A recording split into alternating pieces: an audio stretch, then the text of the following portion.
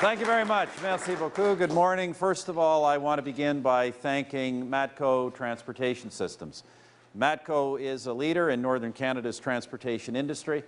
Matco drivers have been transporting freight on ice roads throughout Canada's north since Ray and Lloyd Anderson created the company in 1966. I want to thank them. I want to thank the current owner, Damien Anderson, for his hospitality this morning. So let's give them all a big hand.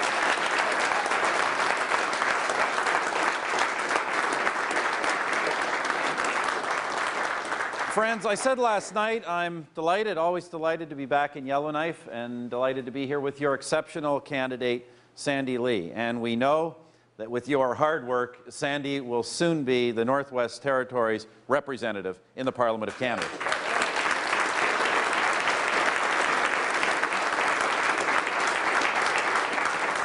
Friends, we are fortunate to have Sandy working so hard as our candidate, working so hard along with the rest of our team of candidates and volunteers all across the country and here. All of you, many of you who I know, are putting aside your precious time to work on this campaign. And I give you these thanks especially because I know that none of us as Conservatives wanted this campaign. This is not where we should be. It's not indeed where any of Canada's members of Parliament should be. Nous devrions tous les partis, devraient être à Ottawa pour travailler sur les vraies priorités des Canadiens et des Canadiennes. We should all be, all parties should be in Ottawa working on the real priorities of the Canadian people.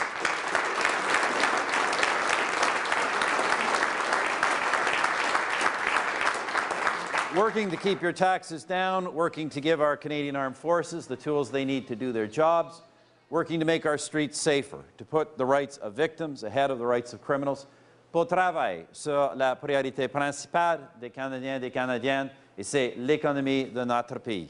And working on Canadians' highest priority, and that is the economy of this country.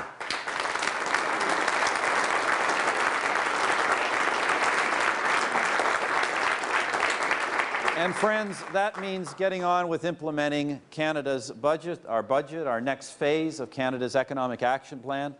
Les Canadiens ont dit oui à ce budget, tout comme les Canadiens et les Canadiennes ont dit oui à la voie que nous adoptons pour l'économie de notre pays, soit la création d'emplois, des bénéfices abordables pour les familles et des baisses de vos taxes et vos impôts.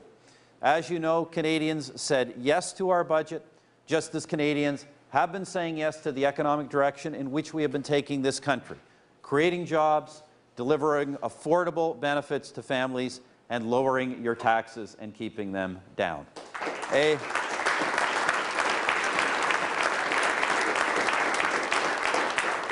bien sûr, depuis notre arrivée en fonction en 2006, notre gouvernement conservateur fait du Grand Nord un des piliers de son programme. Nous avons une stratégie en 4 points sur le Nord, soit renforcer la souveraineté du Canada, protéger notre patrimoine environnemental, promouvoir le développement économique et social, et améliorer la gouvernance dans le Nord. And of course, as you all know, since coming to office in 2006, our Conservative government has also made Canada's North a cornerstone of our agenda.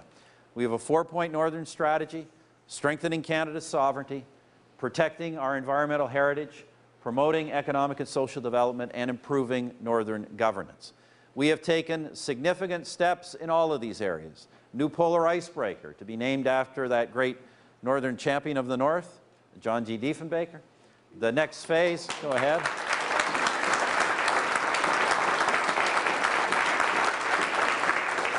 The next phase of the RadarSat Constellation mission to promote Arctic sovereignty and environmental protection, expanding annual sovereignty exercises in the Arctic involving both military, civilian capabilities, a high Arctic research station, CanNor, the new Northern Economic Development Agency, higher funding for affordable northern housing, the expansion of our network of national parks and marine protected areas, and the list goes on.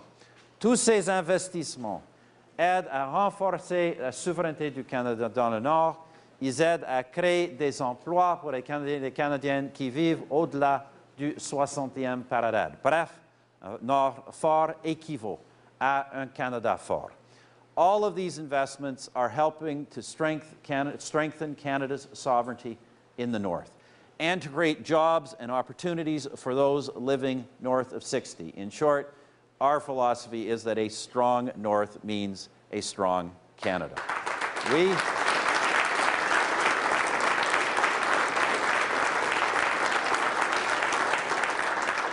We Conservatives understand this, and we will continue to carry out our strategy to make Canada's North a strong and crucial part of this country's future.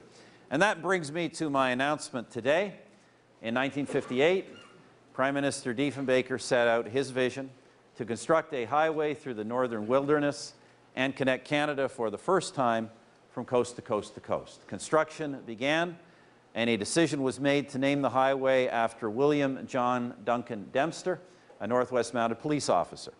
Constable Dempster was known as the Iron Man of the Trail for his legendary dog sled journeys along a trail that forms the basis of the highway that ends in Inuvik.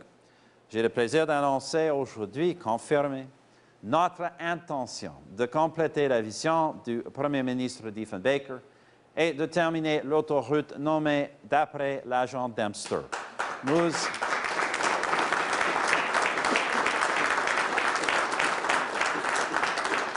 Nous allons collaborer avec nos partenaires pour terminer la tronçon de 140 km reliant Inuvik et Tuktoyaktuk.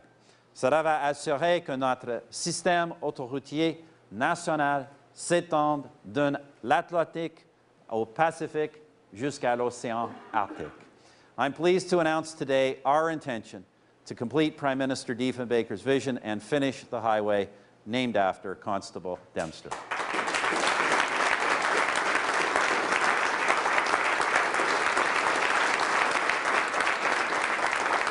We will work with our partners to complete the 140-kilometer stretch between Inuvik and Tuktoyaktuk. Our national highway system will finally connect Canadians from sea to sea to sea.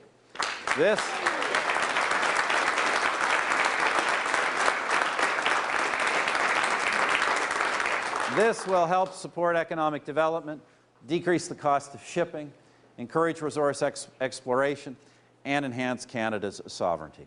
This is, by the way, just one of the many measures, important measures, included in the budget that Mr. Ignatieff, the NDP, and Bloc Québécois rejected in order to have this election instead. Pourquoi avons-nous cette élection? La quatrième en 7 ans. Why exactly are we having this election? Why another election? Why a fourth election in 7 years?